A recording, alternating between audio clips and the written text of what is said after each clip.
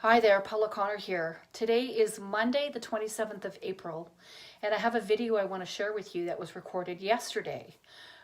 We had our very first roundtable discussion, and I was joined with a real powerhouse of incredible spiritual teachers, a real divine feminine gathering. I was joined by Magenta Pixie, Laura Eisenhower, Christianne Van Wilk, Nina Starsong, and Tara Perry, as well as myself. And we discuss a lot of topics about what is happening on the planet right now, the shift in consciousness. We talk about multidimensionality, the current scenario that's happening, the control structure, and many, many other topics that I'm hoping will help you potentially answer some questions that you might have had, or maybe even help you reconcile some of the things that you're witnessing in our world. So please do check in, have a look, and we'll talk with you in a bit. Cheers.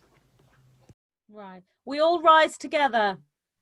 Thank God we have each other. I'm just hitting a lot of walls lately, just totally overworked. Nervous system is just like, so I'm doing my best, but I start my morning off with all sorts of... What is that? Is that wild blueberry powder? It's got lots of different fruit in it. It's got all sorts of herbs and powders and protein. It's just, everything I could possibly think of. Have you got the raw chocolate in it there, Laura? What'd you say? Have you got the raw chocolate powder in there? I don't have the chocolate powder, but I just ordered some cacao with all sorts of cool mushrooms and just really trying to stay nutrified and disciplined. Ashwagandha. I did ashwagandha when my nerves were fried out, and I had ashwagandha in my smoothies, and it completely sorted me out. And of course, breathing. Yes, I do have ashwagandha, but I'm going to make sure to put more of it in. Yes. And breathing. Actually, I think you guys all know that I teach the HeartMath program, right, on how to connect in with the heart, and the autonomic nervous system is connected, hardwired to the heart and the brain. So when you can slow your breath down, get yourself into coherence, which is when your mind, your thoughts, your emotions, and your heart are all synchronized, you can really settle the autonomic nervous system down, and you get into coherence. And as you guys know, when we're in coherence, we can connect directly to the higher realms and be in equation at that level. I think Nina's having a hard time joining, Laura. Yeah, maybe we should just go for it. Or are we kind of... something on the channeling part there that you were just saying about Paula? Because what I find as well, because we're all really open and really sensitive, it's really important we keep our bodies really healthy and happy and soft and passive, really passive and open, because we're channeling large amounts of energy, right? And almost the more we open to receive, the more we get. And it's like we have to get our heads out of the way and kind of just let it happen, because otherwise the nervous system, it's like the fuses start blowing, don't they, in our systems, because we maybe don't understand, like when we break it down and analyze it logically or whatever, that we don't understand maybe what the whole thing means, and then we can get stressed out trying to figure it out and trying to catch up with all the detail and feel that urgency of sharing. But it's like just being the channel, I think we do so much more than we realize, just being the conduit to allow that energy down and through into the body and connecting on the earthly level. And that's actually enough in a lot of ways. That's a huge amount. And just be passive and soft to let that happen. That's my experience. I think that's very much what I would call the crystal way. The passivity, standing as the crystal, drawing down the energy, bringing down that channeling and holding space for that. The indigo energy is different. It's more action. Like me and Laura are more indigo, but we complement each other. The divine feminine's really made up of the indigo and crystal energy, complementing each other. No, I completely relate to the indigo action. It's just being like, I'm go, like Chrissy knows me, I'm always creating and doing, but then it's like just balancing it out, because we're not, we have to be self-sustainable. You can't just go at it constantly, because you will burn out. So it's just about balancing and just listening to our bodies. And I cancel stuff when I have to, and people are pretty understanding. Because I got my kids that just moved home, we got a house guest coming, and I'm just like, But anyway, But Yeah. yes, thank you for those reminders and just, yeah, dancing with it, flowing with it. We were talking about that a little bit yesterday. Yes. Just Did you like the circulation. title? Did you like the title I came up with? I loved it. I loved it. Yeah. I was You really guys had a chat yesterday? That's awesome. Yeah. Cool. Yep. So, you know, I was kind of, here it is, 11:11. That's so perfect Eastern time. I wish. I was hoping that, as I say, since we were together, that we could, as a collective, what I wanted to do at the end was some forgiveness work at the really high, dark level. Maybe we can do that towards the end, see if we can clear some of the muck. And that's a really great segue into kind of what I want to just talk about, like, what are we noticing individually in our own lives, in the internal world over the last week? Because that might provide some good clarity and guidance for anybody that's listening. So one of the things, if I may start, one of the things that came up for me, and this is as a result of the videos that you released last weekend, Magenta. Definitely family, kind of like, you are crazy. We don't want to, you know, you're a little bit different. We don't want to talk to you. The other thing was trust. A huge thing was trust. And like I shared at the beginning, right, that song came on, Only God Knows Why, when I was like, okay, what do we talk about? So it was trust. I wasn't trusting. I was having a little bit of doubt. And it really surprised me that, Magenta, you had shared that happens on occasion. And with my other guides too, they have, or teachers rather, they have moments of that too. But then I got a rush of a confirmation. So what happened was, and I shared this to you, Magenta, in a message, I was made aware of another one of the plans, or one of the other dark actions. So that awareness came into me. And what happened was, I experienced two emotions, which was a bit trippy, because I was like, oh my God, this is disgusting. But at the same time, it was like, oh my God, that's awesome. It can be released now, which was really weird. Nina's coming in again. So then I tapped into it, and specifically with the elixir that they view as a power source or what have you. I tapped into that. I was led to tap into that. And I was able to feel all the way to the bottom of what was underneath it. And it was absolute desperation and like longing, like a prayer, like, please, like there was so much desperation for the light, for the love.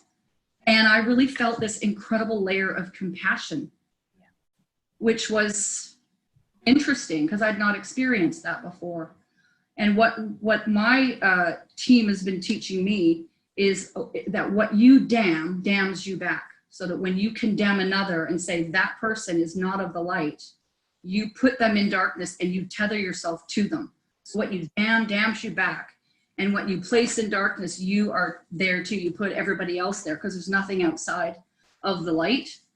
And I just thought that was kind of interesting. I wanted to share that. That was new for me, that I was able to sort of feel at that level of compassion, because that is exactly what we need to help people right now, is forgive what they're seeing, because we can see the global unrest happening in every town, in every country, all over the world, right? It's like it's the beginning of a major global protest.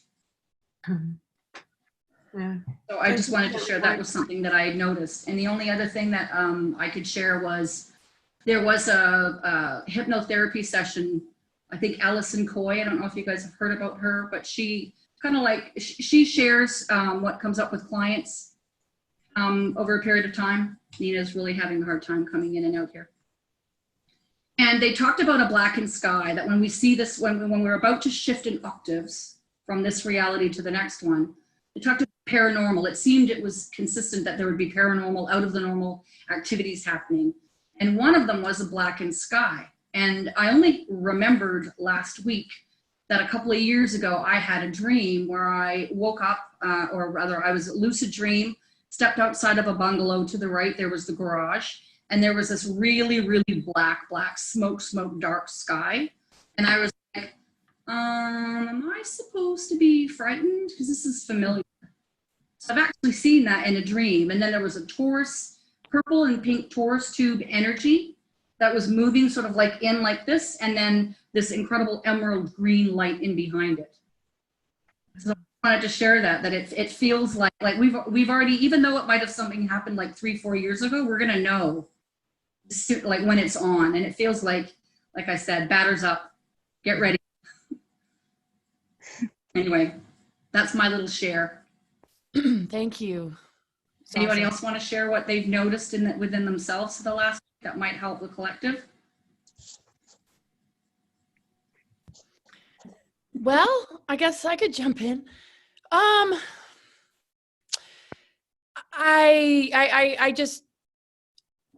feel so used to being on this mission that Magenta brought up in our discussion, just the code that we're born with, that is here to assist humanity and also to participate in the human experience and,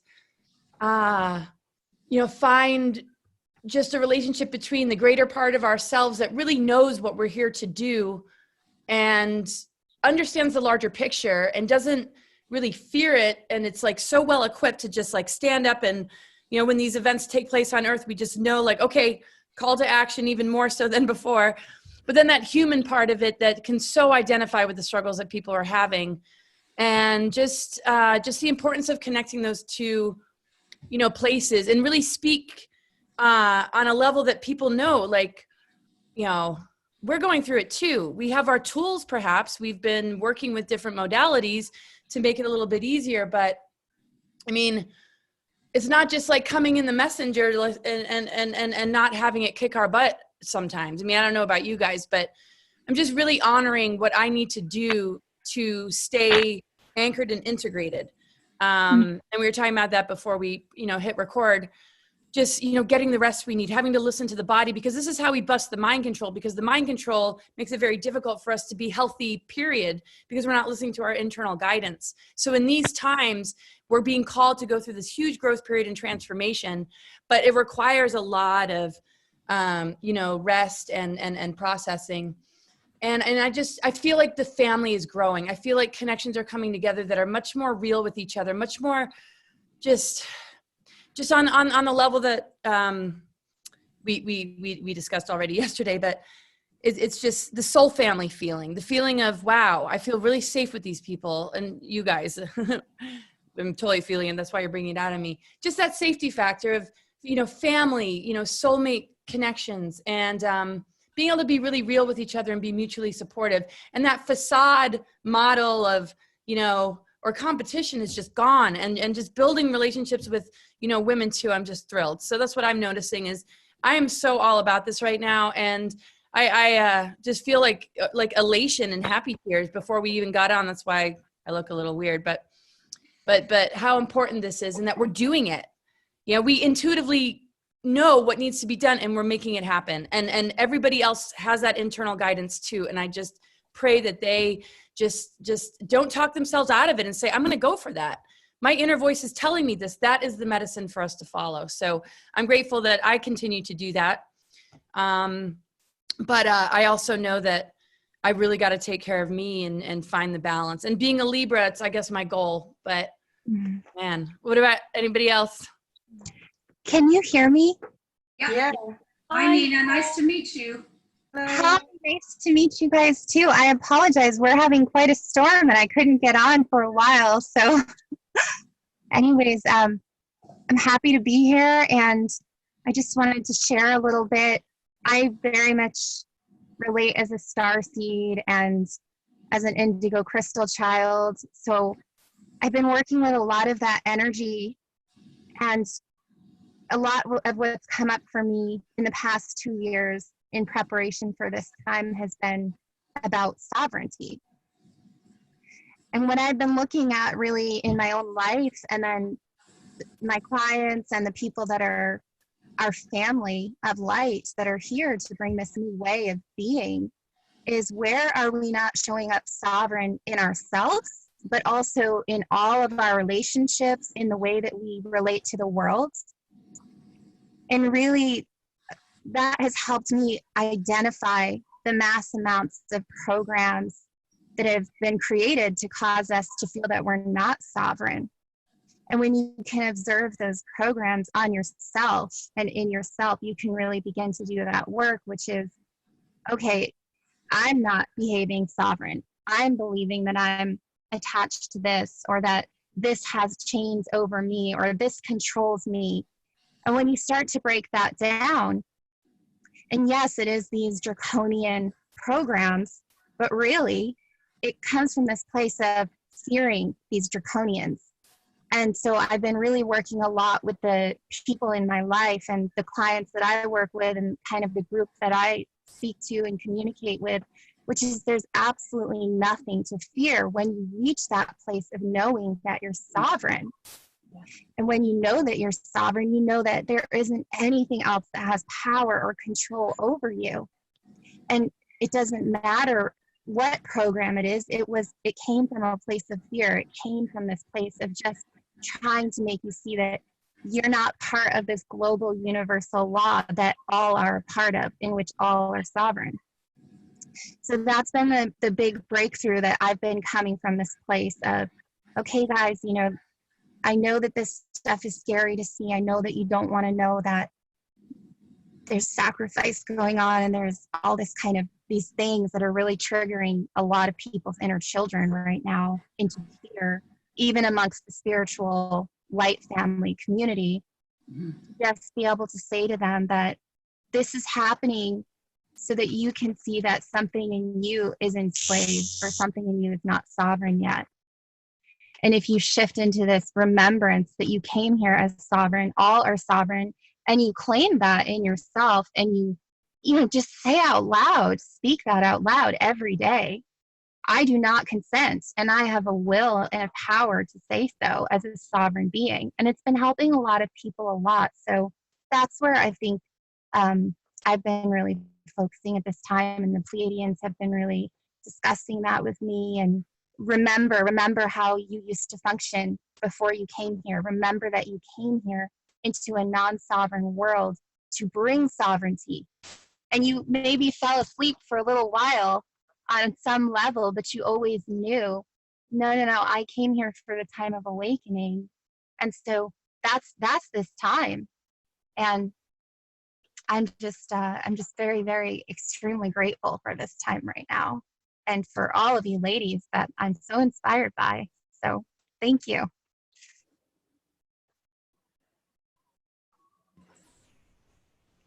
Anybody else? So who would like to go next? I'm really, thank you for saying everything that I need to hear right now, because I'm noticing I'm not in my usual clarity this week. I'm really struggling to tap in, to tune in, to make that connection at the moment. And I know that, you know, when I started making my films 10 years ago, I was on such a strong mission, you know, it was all about consciousness expansion. I knew that consciousness expansion would, you know, change the frequency so that we would burst through the limiting boundaries of the matrix. And now when I look around me, I just see this incredible awakening happening everywhere. You know, people that I never would have expected, you know, are now waking up. And so on the one hand, I'm so excited about that. And on the other hand, I'm like, okay, so my job is done. What am I doing here still? Like, especially because where I'm living at the moment, there is a national telecom mast, but they also just illegally put up a huge telecom mast 50 meters behind the house, humongous. And I don't know if I'm making this up, but it really does feel like I'm getting highly affected by the radiation. And I can be talking, and mid-sentence, I'll be like, what am I talking about? Like, it's like I get blanked. And other, you know, like breathing issues I get sometimes, and like feeling like my skin feels really like burning, and I'm really, yeah, I'm getting affected by external things at the moment. And I saw a video this morning of the plan that Elon Musk has with the satellites, which form this grid around the planet, this entire grid. And I know people tell me, just focus on what you want, focus on, you know, surrendering into all the amazing golden age stuff that's going on. And I'd like to do that, but I'm really struggling with it, because at the moment I feel like I'm like a horse in a stable, and the stables are on fire and I can't get out, you know. It's like, I do not consent to being microwaved by your silly games, you know, like, so yeah, I just need to be honest, like, and I don't mean to put so a damper on the whole conversation. Can we all do this together then for Chrissy? Can we all like just imagine the radiation that is around her and the structures that are around her? And I'm gonna say this to the devices. I know who you are in truth. I know what you are in truth. I know how to serve in truth. You are free. You are free. You are free. I lift those structures to the upper room. You have calm. You have calm. You have calm. Behold, I make all things new. And that is not me saying that as the small self. That's my higher self lifting what is around her to the higher upper room, the higher level of consciousness, so that it can be addressed by the light. And then Chrissy, I'm going to say, you can come and live with me in Canada. If you. Right. That sounds nice. I think you nailed it there, Paula. It's that commanding, using that command from the I am absolute love, absolute light, I am the truth, and commanding everything to reveal its absolute truth. That's the law of the universe, and we know that, right? When you command something to reveal its truth, it must. And you use it 3 times and everything gets revealed. The first time you command it, it might show a little bit. You command it 3 times. I've used this again and again and again in the last 20 years. Any energy in this known universe, you command it to come into its truth, and it must, and it will. And you reveal what it is. And you know, that's what you were talking about, Nina, the sovereignty. It's like knowing your power. And even that phrase, you know, I do not consent. For me, that's not even a reality that I want to even speak to, that it could even be a potential that something could affect me that I don't want to consent to. It's just not a thing. It's like, it's that command, it's that sovereignty. It's like tweaking it that tiny little bit, and it just refines the connection, the vibration. And Paula, I really want to, first of all, everything that you're all saying is just filling me with so much love and emotion and gratitude to sit with you, because it's just so true and real what you're all saying, and it's so beautiful that we can come together and share this. But Paula, coming back to what you said about, you know, what do we want to call it, those desperate souls, the ones that have forgotten the love, that have forgotten who they are, and have gone into some place which is quite hard to retrieve a soul from, but yet it's not impossible. And it's, you know, in fact, it's actually not very difficult when we come from that place, like you said, of absolute compassion, because you're seeing the real truth, you're seeing the deeper truth, not what appears to be on the surface, which is frightening, right? Like you're saying, Chrissy, it does look frightening. It can make us react and have all these emotions, but it's like when we see through that and understand this is a human being whose soul is really trapped, really lost, and they're crying out for help. But also in that blueprint of the world, in our soul blueprints, this is all aligned now for this perfect time now. And each one has their blueprint trigger in the timeline that we're existing in for their own release, for their freedom, for their awakening. And I never ever doubt that. That is absolutely encoded into every being. And it's, you know, it's like a symphony. It's like when each note gets activated, it's creating a beautiful harmony. So in that sense, I don't feel an urgency, but I do feel like what we can do is drop into that feeling of absolute love and forgiveness for what we haven't understood, or forgiveness for what, you know, the pain and the suffering that has happened, and release that from our own psyche, because we've all suffered, you know, a degree of abuse, trauma, sexual abuse, sacrifice. We've all done that. maybe not just in this lifetime, but maybe many lifetimes over, and the memories are getting triggered in us. That's why we're reacting and responding. When we're seeing it externally, it's like, whoa, shit, this shit is coming up to the surface, hallelujah. But oh my goodness, because we're all getting triggered with our own memories. And so to be able to heal and love and forgive our own pain and memories of that, and then being able to connect with our other, you know, our other selves, our other fellow human beings, no matter what game they're being, what role they're playing, but to be able to love and forgive on the collective level. And I think that's super, super powerful. And it's something that actually Chrissy and I, we were talking about a few weeks ago, weren't we, when we did our conversation. And yeah, it's just amazing. So I love that you've spoken about that. This week, they're lost in the darkness. And Chrissy, you know, you and I both have one thing in common. Well, ayahuasca. Laura, I'm not sure if anybody else here has participated in the ayahuasca plant medicine. I have. Oh, cool. So I feel like this is important to bring up right now. So a year ago, January, I was there for the second time.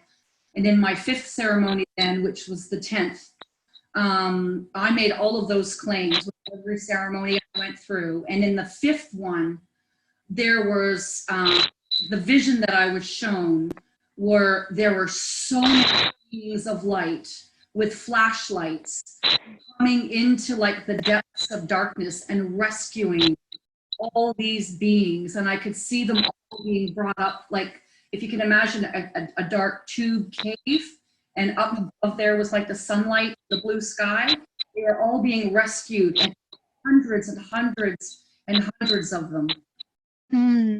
Yeah, that was just a really cool visual that I was, I'm going to say, gifted with, because when I came out, you know, they asked, how was your ceremony? I'm like, it was godlike. I was so grateful, because it feels like we're like, it's a rescue mission, right? In a few ways. Anybody that's lost, like Hakuna Matata, nobody gets left behind. And the understanding of Christ consciousness, not being coming at this from a religious perspective at all, is that everything and everyone is forgiven. Yeah. It's all just like a big play, a big show. Look at you, you know? Yeah. Has anybody been feeling their cellular cells and body feeling weird and light and like changing this week? Oh, yes. Like buzzy. I would say it's like it's buzzy. Definitely. Like kind of like somebody's just opened the roof and you're more out there, less grounded, so to speak, but you're still in your body, but it just feels weird, like lighter, like a little bit disconnected, a bit in and out, a bit like not, do you know what I mean? I just, yeah, I feel like really buzzy. It's a bit. What about you, Magenta? Sorry, Tara. Sorry, I didn't. There was a delay. I'm not cutting you off. No, I just wondered if anybody else had been feeling like that, like kind of disconcerting, a little bit in and out of the body. The picture they give me is like all the cards are up in the air and it's frozen. You know, like there's a pause, right? I love how you always describe things, Paula. It's so cool. You're so visual. I can totally see it.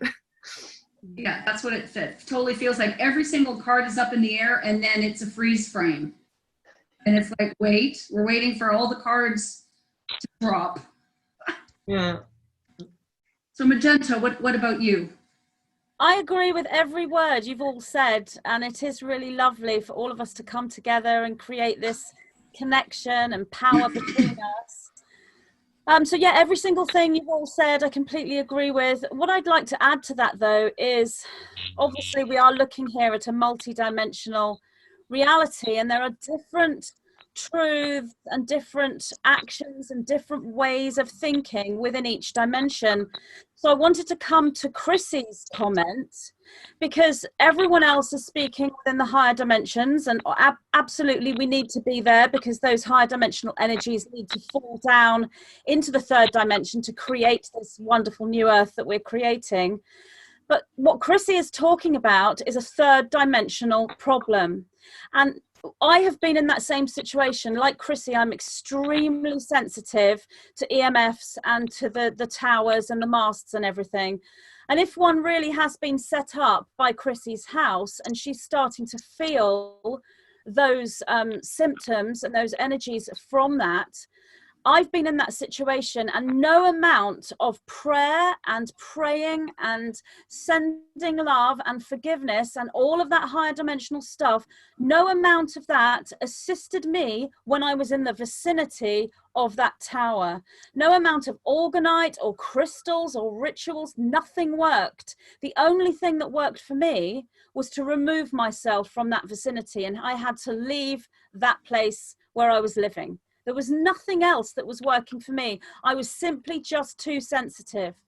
And it wasn't that I couldn't work with the higher dimensions. The synchronicity for me was being able to leave. So that is a concern. And I think we need to look at how we can help Chrissy on a third dimensional level to deal with this situation, because potentially this is something that's occurring across the planet. Now, I am assured that global wise, this won't work. That's where the higher dimensional connection comes in. This whole sort of higher than 4G situation that's being rolled out across our planet, I'm assured won't work on a global level. But that's not to say it's not going to come into effect in smaller pockets in certain areas. I'm not sure what kind of mast Chrissy is living near, but I think we need to look at how can she work with this situation in a third dimensional level in order that she is not put into a situation where she's fragmented and not able to get clarity of energy, because she's being affected by that. And also, you know, with all the satellites, this grid, already when you look in the sky, you can see them coming past, thousands of them. So even if I was to remove myself, this is also like happening for others. You know, you can't actually go anywhere anymore. And I don't, like I said, I don't mean to put a damper on what we're talking about, but I'm trying to find a balance between being in my higher self and acting from that, but also dealing with what my consciousness is showing me and what I'm experiencing in the physical, like you said, Magenta. So, you know, what are we doing as a collective do we need to do something as a collective to deal with all these satellites, or are there forces at work already to deal with this? I personally feel we need to come at this with every dimension. Now, we are workers in the higher dimensions. Some of us work in multiple dimensions. There are individuals who are awake but are just still third dimensional thinkers. They completely ignore or reject any kind of spiritual energy. These are the individuals who go out there and make peaceful protests and write things on social media. And I just think if the energy is flowing, it isn't all just going to be total love and light. We have to come down to, like you were saying, Nina, sovereignty. It is about making a declaration of sovereignty. There is an energetic where you do deny consent. And I can understand what Tara was saying, how denying consent makes you think, well, why is there something there to deny consent to? The point is, there is something there to deny consent to. Within the fourth and third dimension, not within the fifth dimension. It's not there. It's utterly pure. There is nothing to deny consent to. It doesn't exist in the new earth. It doesn't exist in the fifth dimension, but it does in the fourth and it does in the third. And we've got to work multidimensionally in order to deal with this situation we are in on this planet. And it's the mind control we're breaking too, because if we look at the third and fourth, that is when we start to move out of our lower chakras and all the things that are confining us into spinning in those energy centers of survival, or questions of power or disempowerment, or the emotionality of it all, and the struggle that can come from not having the direct connect with the rest of it. And so as we move into that fifth, and it's the frequency that comes out of our voice, that counteracts the frequency of dark weaponry.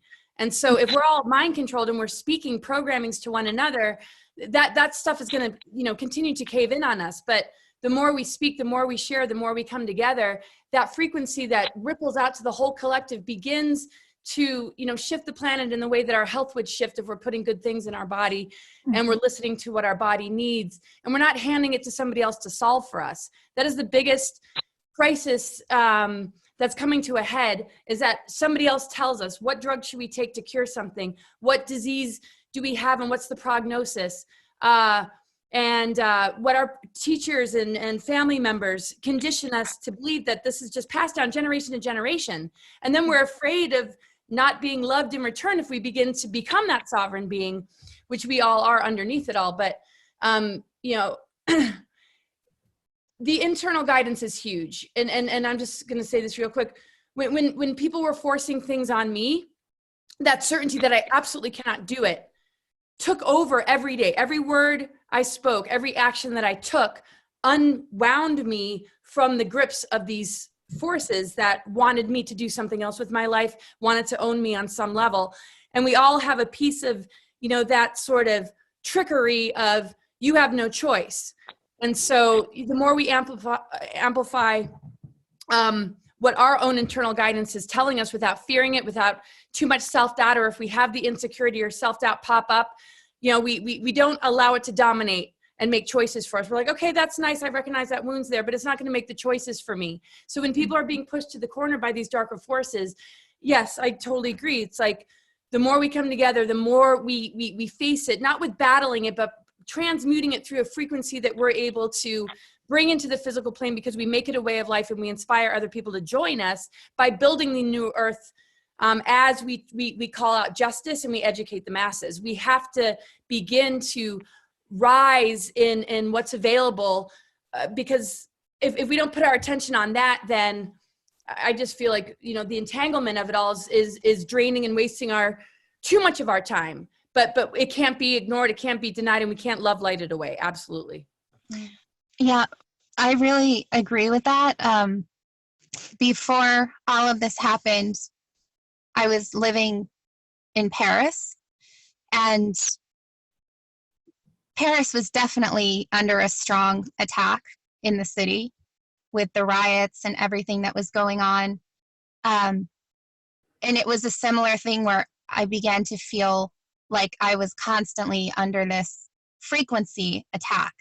And I kept trying to pray and essentially love light it away. And it wasn't until I had to get super fierce and say, okay, I'm saying no to this, that my higher self finally got a hold of me and was just like, leave. You cannot be in this place. You need to physically be in another place, and directed me where to go. So I think that's really important for us to pay attention to is, are you being told to physically relocate yourself?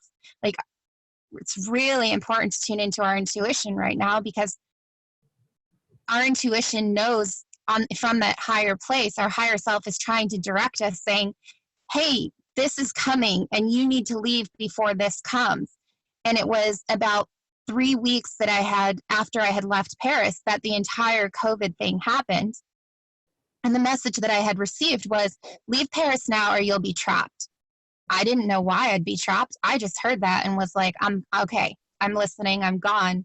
So those are the types of things that I'm seeing that are happening as well, as we really have to listen right now, because we do get the warnings sometimes, but we don't always pay attention to them. I totally agree. I feel like I can speak to this because about 24 years ago, I was in a place of such, I know the EMS were different then, but I was in a place of such sensitivity that I literally could barely function, because I was feeling everything so acutely. And I know it's upped its game quite a lot since then. So, but I know what helped me then and what still helps me now. And like you were saying, Nina, kind of listening to the body's intuition and giving myself nutrition and food for my immune system and strengthening my physical body. But it was also a desire to be in my body and a choice to be in my body and a choice to be on this, like you're saying, Magenta, on the third dimension, to go, I'm not going to escape out of try and be somewhere else or wait to be rescued, but it's like bringing the spirit deeper into the physical, anchoring into the earth energies of Mother Earth herself, listening to her, listening to our bodies. It's kind of the same thing. And just so one, my body will crave spirulina and I'll just eat loads of it, or mucuna all of a sudden, or cordyceps, and my body will just tell me what I need. And that was a process of getting there from listening to other people tell me what I should eat, and then that not working or not wanting to, or my body rejecting it, and then going, hold on, what do I need? So it's that all the answers are within. Being able to go, what does my physical body need? Do I want to be in my physical body? Yeah. Can I be safe connecting to where I am right now on the planet, or do I need to move? And it's like, where is my strong spot? And when I made that choice, because I was definitely leaving, I felt like a 60-year-old, or was, older than that, when I was in my early 20s, I was leaving. And so it was that choice of, no, I'm going to be here. And a little bit of a fight, but it was more self-love. It was like not a fight against being human, or a fight against, the EMSs. They've got stronger and stronger. I've got stronger to deal with it. I live near towers and all kinds of stuff here. But it's like that saying, I will be in this energy. I will be strong. And anchoring into the Mother Earth frequency, like I said, which is really supporting us right now. We all know, right? We're feeling her. She is stronger and stronger. We feel the waves, and it's like, woo, and then it can go back down, and we can feel that low, Chrissy. So I feel like that's what you're feeling.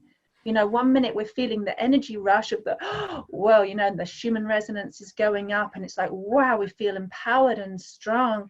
And then as it drops back down again, like the pause in between the labor rushes, like Paula was saying, that pause, wait, stay still in the eye of the storm. Whoosh, here comes the next one. But in that stillness, that's where we can spin into the self-doubt, the fear, what the hell am I doing here? Is everybody gonna wake up? Is it gonna be all right? It's all getting to me. That's because it's our most vulnerable time. And if you're a mother or you've given birth, that point. It's so like, you've got to stay in the calm, in the eye of the storm, trusting, hold still, breathe deep into the physical body, anchor into the body, and that I will, and it's self-love, it's love, it's earth vibrational love, it's physical dimension. That's what we're here for, right? It's not just love and light up there. It doesn't work just up there. That's castles in the air. We can all do, that's already exists. It's about anchoring it, or just existing as we are on this third dimensional, bringing the love deep into the body, the listening deep into body, the consciousness deep into every single cell, even into your DNA. If you're insensitive, you can tune in, and it can be really easy. You can have the conversation out loud. Hello, body, what do you need? Listen, and just start practicing that self-love relationship. And I feel like that gets us through everything. It doesn't matter what dimension, it's cross-dimensional. It's all one, really.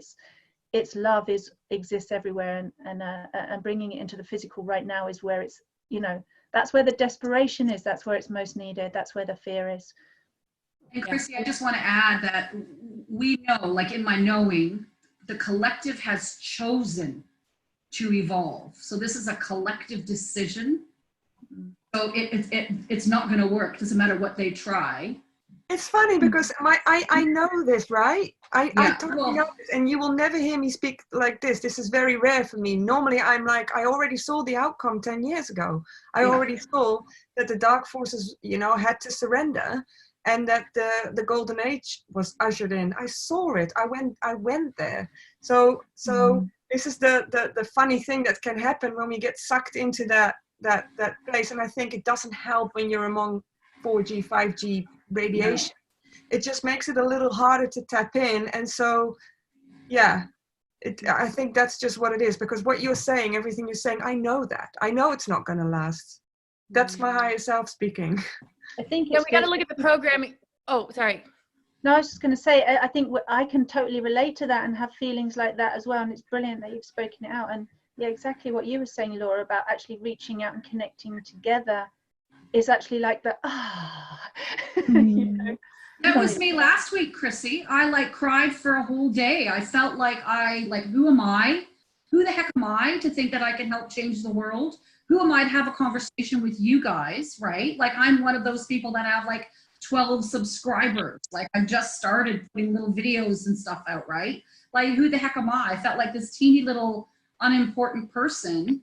And then God love our sister Magenta puts out a couple of videos. It's like, oh, thank God. All right, it's not just me. Now I understand. I feel better now.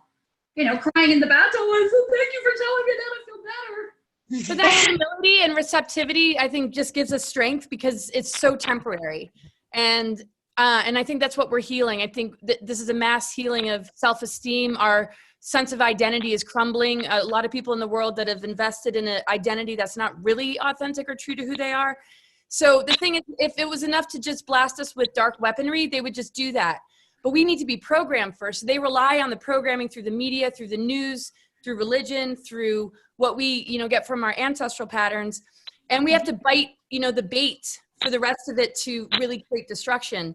So when we look at all the things that are being targeted, sacred union relationships, hierogamic union relationships, our own self-love, the conquer and divide that political parties, put on us, the duality of being polarized to either this or that, and not being whole, not seeing all the different moving parts and not integrating those fragments, I feel like that creates such an opening for these dark weapons to take it to the next level. And we're in a massive healing, and we're helping to instigate this healing of how to come together so much and heal that the auric field is so protected that it just transmutes any weaponry as it hits it. But it's so important that you share what you do, Chrissy, because people all over the world are concerned about what you're concerned about. And no matter how spiritual we are or aligned with the light, it's not just going to be able to take it all down. This is a global issue that we all have to walk together with, like you were saying, Magenta. All of us count in this, and we're all going to have our days. I certainly do every day. Like it's a huge part of my everyday is to just crawl out of the human part of me and just be like, oh my God. And yeah, I'm very sensitive too. And they're all our tools and modalities, but it's not up to us to just, do this because we're born into this density that we have to share with everybody else. So we're going to be impacted by it. We're here to inspire one another to be the best of ourselves, but we're taking a huge risk. A lot of the light warriors and workers coming in to drop our energies into a physical vessel that is not like it is in the higher dimensions. And every single person has those memories of when they used to be that person. And we're really just reminding. And so we got to have all these pieces, or else it's not realistic, because we all are affected. And if those towers were near, it doesn't matter who it is, it's gonna create issues. And putting that voice out there is gonna help people to say, wow, we want to act in our town and keep that from happening. So thank you so much, And thank you for your wisdom, all of you speaking. So, I hope you're going to publish this, Paula, because this is such a great topic for now. There's so many people who are needing to hear this right now, and all of you speaking, thank you so much for this. I think you should publish it, Paula, as well, for another reason, because when Laura and I did our chat yesterday, I noticed that people were feeling empowered doubly because there were two women there, women saying the same thing. I don't just mean women, but this is very much, as we know, a divine feminine energetic right now. To have a circle of women come together, when people watch this, they see that divine feminine energetic moving as the circle, as the harem, as the power structure, the high priestesses. We need to present that energy, and that is what the 9 mean when they say united you stand, showing this unity, this togetherness. So much power is created when we get together and we are speaking on this higher level about third dimensional, real world, physical world things, but we're still using higher dimensional energy and higher communication in order to communicate about this, and to show that to people brings them into that energy. And I'd also like to draw attention to Nina. It was so profound what you were saying about the voice that said to you, you need to leave, otherwise you will be trapped here. And you listened to that voice. That is such powerful connection and synchronicity. And we are all potentially in that situation. We don't know. Everything is very unknown, even though we can see the futures and we can see the timelines, we can see the eventualities. We're not quite sure which timeline will manifest to get to the culmination point where the dark cabal is taken down and we move into this new earth. There are many ways to move towards that. It might be that many of us have to leave our homes. That's quite drastic and probably won't occur, but it's potentially in the timelines, or it might be there for some of us, or we might have to leave a website or leave a connection or no longer be connected to this person or this group, and we have to follow that voice. So I think it was wonderful that you explained to us what happened when you were in Paris, because if you hadn't listened, and it's so easy not to listen, we've all done it, I don't know about you, but I've ignored that voice so many times and then thought, why didn't I listen to you? Had you listened, you would have been in Paris and you wouldn't have been able to get home. Yeah. Had I listened, I probably would not be on this call with all of you ladies. And I would not be sharing what I'm sharing, because what was happening for me was I was receiving these very strong activations and downloads, and I could not handle receiving those energy downloads and activations. My physical body was going into what looked like paralysis, anxiety, panic attacks, which I had never had my whole life. And I had been through extreme abuse and trauma, and my whole life has been pretty wild. So for me to know that whatever this was had that much power over me, I essentially surrendered and looked up, from source I am, and said, SOS, I can't handle this. What is happening? And that's when it was like the voice, this booming voice just came in and said, leave or you will be trapped. And I think that that's so important right now, that we all also get really vulnerable and honest with, I can handle this, I can't handle this. Yeah. And ultimately what it was my higher self coming in and saying, this situation is not a match to who you are and your sovereignty. And I'm telling you from your future self that is already here right now, that you need to leave this place, or what you're headed for is going to be an extremely different timeline. And some people have chosen that, but you have chosen something else. So I just get chills when I talk about this, because I've seen that so many of us are going to be, in a way, saved by our future higher selves, directing us through this every step of the way. And when I lately have been connecting with the Pleiadians in this manner, I had this extreme realization now in the physical body of realizing I was talking to my future self that had come back in this moment to remind me and direct me. And as long as I continue to listen to that voice, that will guide me to exactly that timeline that we're all on together. So that's really where I am with this right now is, okay, I see all of this going on, but in a way, to me, this is all an illusion. It's a choice. I have a moment-to-moment choice right now to either let these frequencies change my focus, or my focus off of the timeline that I've chosen, or not. And also, I've been totally breaking down and totally crying and totally processing all of my very human and ancestral, just all this stuff, and lifetimes and karma, and also having new soulmates suddenly appear to remember things we went through together, to activate these pieces. And all of this is so important too.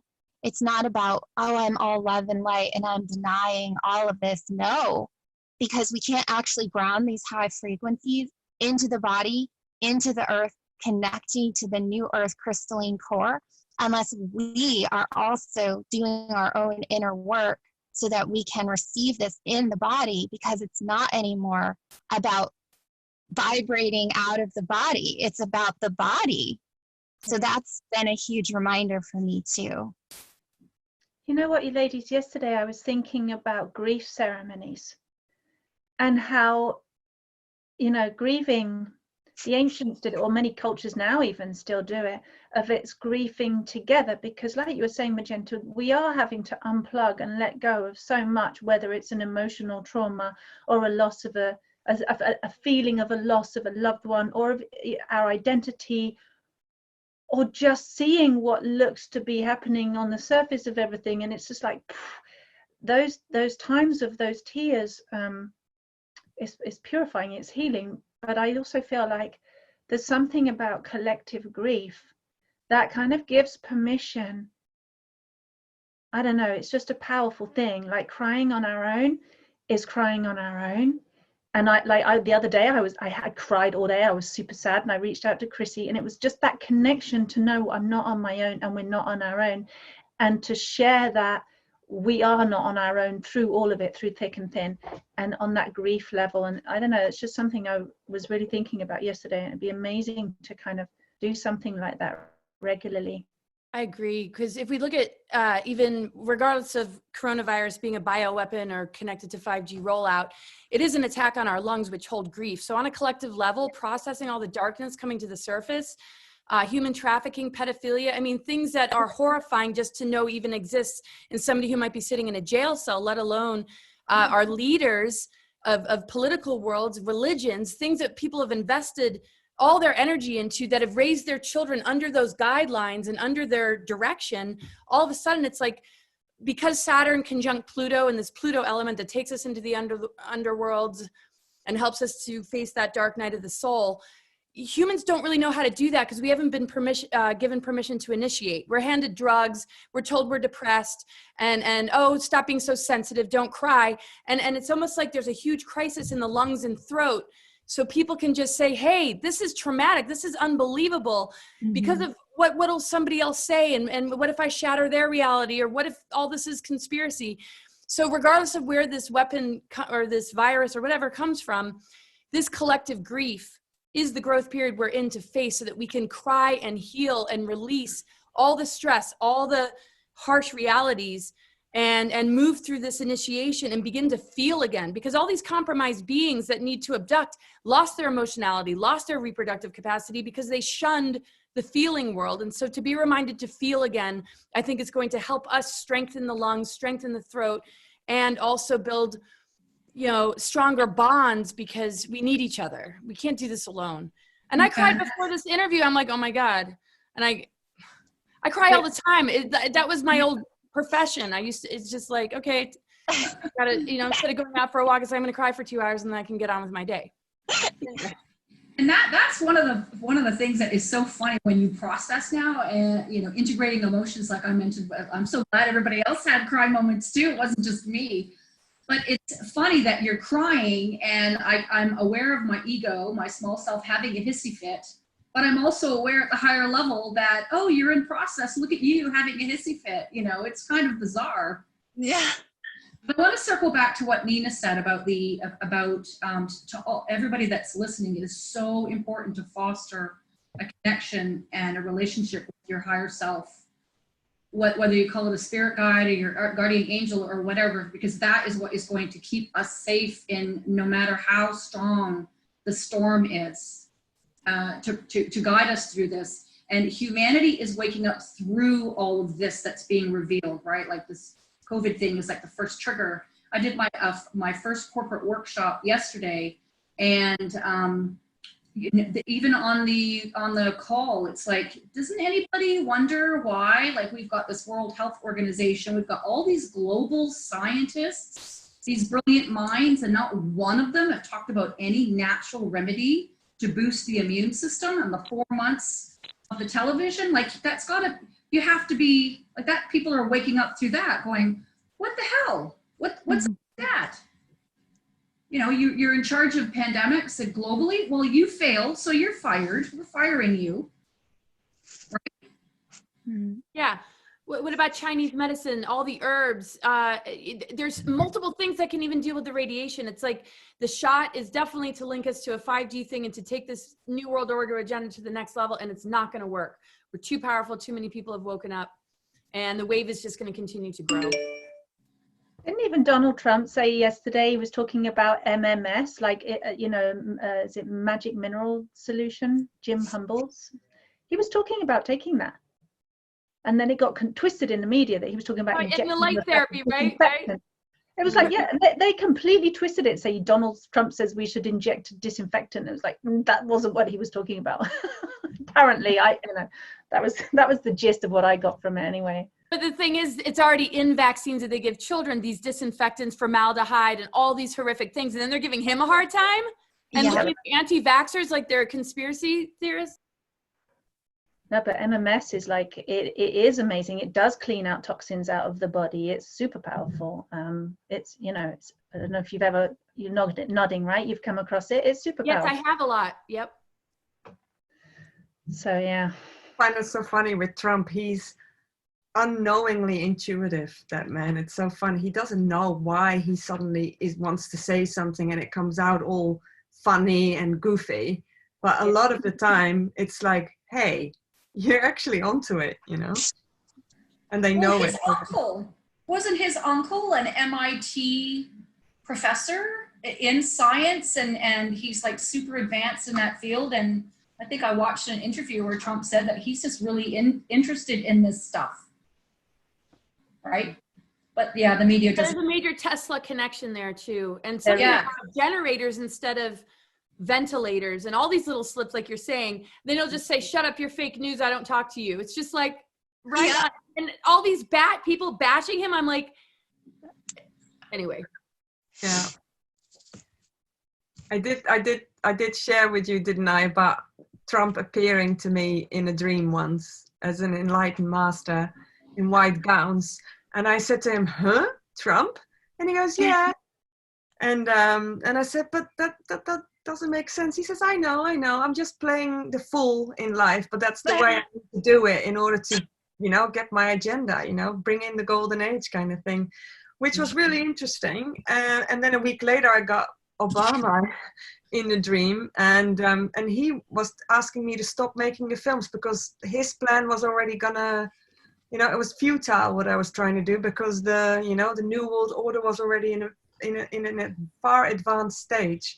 So it was very interesting that the goodie presented himself as a baddie and vice versa. Mm-hmm. But in alignment with correct energies, your dreams were. And it's interesting because I've had a lot of people write to me with very similar dreams about Trump. People who couldn't make up their own mind, didn't know whether Trump was good or not. And then they've had dreams that have answered those questions for them. Mm-hmm. I had a dream a couple of years ago, 2 or 3 summers ago, and he made a new peace treaty with the Galactics. That was the dream, that he made a new peace treaty at the higher levels. You had a dream too, Magenta, didn't you, of him moving papers? And Yes, I did. Yes, I had a dream of him sitting there outdoors at a table, and he was actually creating a treaty with many world leaders. I had a friend contact me only last week, and that person had a Trump dream. This was one of the individuals that wasn't sure whether Trump was good or not, was open to the fact that Trump was working for the light, and then had a dream that showed him exactly who Trump was, just like Chrissy. So this is the higher self, this is the intuitive aspect. Everything we want to know will come to us when we're in alignment, and when we've let go of any resistance. There are so many people that have just decided that they hate Trump, and they've put themselves into such a resistance place that they're not able to open that energy and relax with that energy and then move into the alignment and see truth. I had a lot of people when I first started talking about Trump, because obviously I saw this when I first looked at his photograph. I saw straight away what he was and what his role was, and so I made videos about it. And I had so many people write to me privately, absolutely attacking me and saying I was ridiculous and wasn't really psychic and was a fake and all this stuff. And then these same people wrote to me like a year later, I mean, not all of them, but many of them, to say, I did go away and I was really angry, and I decided not to listen to your messages anymore. I decided I never want to listen to Magenta again because she's a fake. But then I started to listen to your messages, and then slowly, over this period of time, and seeing the things that Trump has done and looking behind the scenes and understanding the big picture, people have come back to me and apologized and said, I'm really sorry, and you have opened my eyes and you were right. So I think people really do need to understand what is going on, because if you can't understand what Trump's role is in this, you won't understand the plan. You won't understand why things are happening the way that they are. And the reason why we don't understand is because we're already being taught from a young age in schools to listen with our ears. We're not being taught to listen with the feeling. I'm really lucky that I kept that, and that I can, you know, and by the sounds of it, you too, you can listen with your heart and then make your judgment. But so many people around me, they've gone too much in the direction of intellect, and it just doesn't do us any favors when it's not in coherence. And that's part of the divide and conquer too, because without integration of the heart, we aren't in our intuition. And I had dreams too, and felt this energy wash over me of just who this person really is. And I was like, whoa, and I'm careful what I share. But the thing is, we also have to remember that anybody that is that hateful of somebody that's up against what he's up against in our times, to think that anybody's a fake for even just saying anything positive, that person really needs to look at themselves, because we can make each other better people. We can support something that we might not even like and feed it good energy and see the good and enhance that good to help open the box for us to jump out of, because we've all been affected by societal conditioning and just the way that we are raised. How can anybody hate somebody so much to not give them an opportunity to become the best of themselves? So you might not agree with Trump people, but what is the point in putting so much toxic energy when we're trying to create a global shift? That is absolutely, you know, standing in the way, when we can really, if we don't really like him, hold space for the best of him to emerge. And if we do support him, you know, then ask yourself, why are they supporting him? It's not because of Republican parties. It's because things like human trafficking are going down. Crimes against humanity are becoming busted. Things are coming to the surface that are helping to see, you know, these pedophilia rings and the most horrific stuff. Under his administration, can we at least appreciate that this administration has created more change than most in so long? And so, yeah. Thanks for letting me just have that vent, Ma. No, and thanks for putting it so eloquently, and it's such truth. It completely resonates with me. Yeah, I love that. It's like, it's not a Trump issue, it's a them issue. If you're so full of hate, like, you know, my mum always said, when you point the finger, 3 point back at you. And it's like, why would you put so much hate on another human being? And to be fair, like, I don't watch anything to do with Trump, but when he first came out and all these people were hating on him, I'm like, what a soul. What kind of soul is this, that he's incarnated into this body to get that much hate? And look how strong he is. What an amazing soul he is. So, like, whatever you think of him, he's doing something extraordinary. Who else could stand there with that much media attention, that much hatred on them, and stand strong and stay true to his own convictions? Like, what a being. Like, whatever you think of him, I think he's amazing. And then to turn a blind eye to victims that are talking about, you know, obviously we know the feminine needs to come in, but when people are so blinded just because Hillary Clinton's in a female body that they can't see so much proof that's attached to it, and then giving Trump a hard time over the smallest things, where we're turning a blind eye to pedophilia, those same people are not even giving that part the time of day. They're too busy, like, saying he's going to shoot us up with chemicals and using any little thing he says to blow it out of proportion. It's like, I mean, this is obviously a hugely scary thing for people to begin to think for themselves, but you know, you know what I love about light workers, they don't have the animosity or the opposition in return to those that are asleep. We're holding love and compassion and forgiveness, and we're doing the best we can. Whereas those that are asleep are out there, you know, waging war on those that are well-intentioned. But, you know, we don't stoop to that level. We don't create assassination plans to go after some of these dark people, you know, and yeah. Yeah. And incarnating in a female body does not make you embody the divine feminine. That doesn't mean you're embodying the divine feminine. And looking at Hillary Clinton, does she embody the divine feminine? I mean, I think the answer to that is obvious. No. So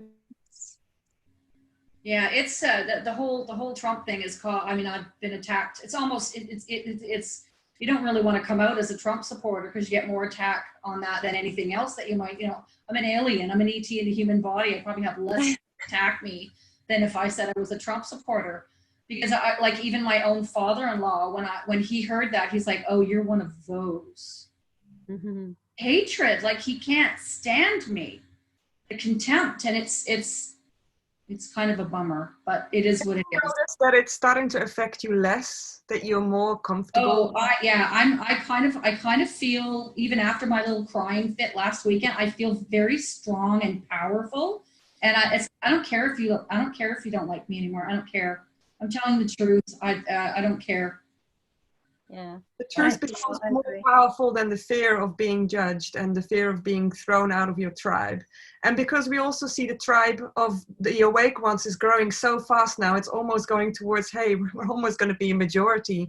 And that will be the point where it will become easier on us, because the load is divided then, you know, the collective load is then divided. And you guys, And that's you know, happening this is now. international, this group right here, you know, speaking about American government. Sorry, go ahead, Magenta. So people need to just say, wow, you're not even in the United States. And you can see this from the higher perspective. I mean, that's such a good omen for people to follow. Sorry, but I didn't mean to cut you off. Go ahead. Yeah, I was just going to say, I've had people read my statuses on social media about Trump, and they'll comment and say, I'd love to share this, but I dare not share it because I'm going to get so attacked. And I'm thinking, okay, fair enough. But there has to come a point when you stand up and you speak the truth and you don't worry about those attacks, because at the end of the day, these are social media attacks. It is different when you're in person with a family member or something, but on social media, this is their comment. And yes, if you're sensitive, you will feel the energy of that attack. Of course you will, but there are ways to shield yourself from that. And as I was saying in our interview yesterday, Laura, write the status, don't reply to any of the comments, even if there are 1,000 of them. Don't be tempted to go and reply and get it caught into a debate. Say your words, place the status, and then go off and do something else, and then do another status, read them an hour later. You don't have to reply. I've got so many friends who can't do this. They'll write a status and then somebody will, defend them, attack them, catch them in a debate, and they're straight in there. And then they spend 4 hours having an argument. And then they say to me, I'm so drained. I'm like, yeah, of course you are. I just say, bless you. Thank you for the communication. Because you can't beat you up if you're being kind, and thank you and bless you. Yep. I can say, what's your address? I'm there in 5 minutes with my collection. You know, but the thing is, our heart, when it's for the right reasons, there needs to be no combat or going out of your way to try and prove something.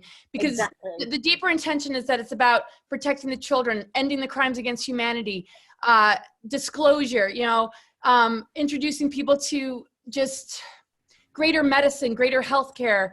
And so, yeah, what if he can't deliver all that? Doesn't matter. He doesn't deserve hatred, because we're leaders too. We all need to rise up together. We all play a different role. And so I think people expect it to be a political battle, that they're still in that mindset of like it being about a party. And they don't seem to understand. That's why they call them like right-wing conspiracy theorists. And all these labels, it's like, what about no labels? What about justice, divine justice? And seeing the human potential rise, and us all working together in unity consciousness, and maybe changing the whole system of government and politics from that point forward. It seems like the doorway is finally open. And yes, if he can take all the crap for the role he plays, I'm happy to take crap for the truth, because, and if I stand to be corrected, I'm fine with that. I don't need to prove anything. I'm learning just like everybody else, but there's some things that we cannot back away from, and we know this, and this is what we all have in common. Mm-hmm. Actually, this week I actually did this publicly on my LinkedIn page, and I felt I had to be kind of ballsy about it. I had a VP of sales once tell me I should dim my light, and I had another CEO tell me, you're too earthy. And on that, I said, I actually made the claim. I said, I am an ambassador of the light and of the truth. And for those who told me to dim my light, I will not. And for those who told me I'm too earthy, thank God I am. Yeah. And I was kind of a little bit like, oh, I feel kind of like, bam! That's a high compliment. You're too. Yeah. Yeah. Can we, you talk about the light, and I've recently been really talking about the dark and how people think the dark is not good. When it's actually, I'm not sort of informing you about this. I'm sure you know this yourself, but I've really been, trying to speak about the balance between the light and the dark, and that, the place where creation starts in a gestation place in this darkness, and that humanity is starting to hopefully start to redefine what darkness means. And that the evil on this planet doesn't fit in that bracket of darkness, but it's in the bracket of sickness, disconnection. You know, speaking of evil, what is evil? For me, it is ignorance, the not knowing, the not understanding the consequence of my action. Yeah, if people eat their food and their meat, and I take them to a slaughterhouse where they're being slaughtered in a very unpleasant way, you know, then suddenly it hits them. Okay, this is a cause, and there's an effect attached to that. The fact that they don't know that, that is to me the sickness of humanity. Yeah, and humanity only has, so in my knowing and what I've been taught, humanity's suffering can be reduced just to one single idea, and that is the belief in separation, that we are separate from our creator. And Exactly. how fear was born. Of course, everything we fear, the whole purpose of fear is to create more fear. Yeah, I would love to speak to that. A huge lesson for me recently has been, you know, if you are going beyond duality and seeing all of this beyond duality, there is this perceived battle within the earth duality complex that we're in right now.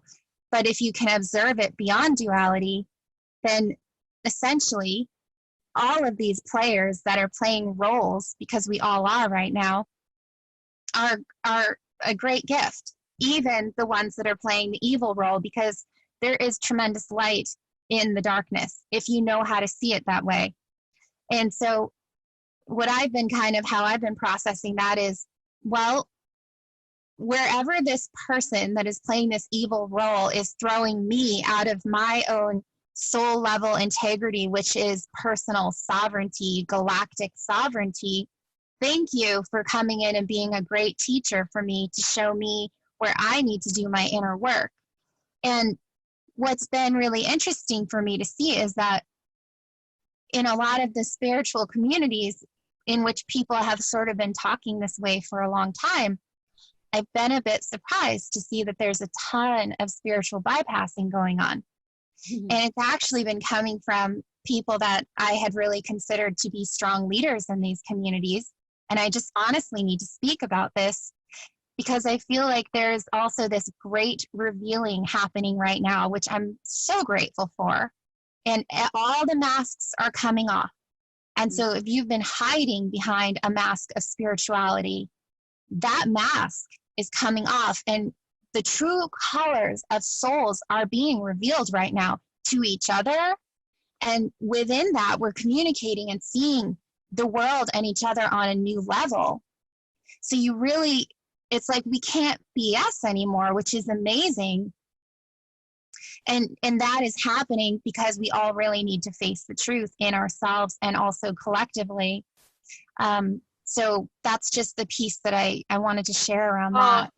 That was amazing. Thank you for sharing that. It just brought just something, up for me that I try and articulate as best as I can.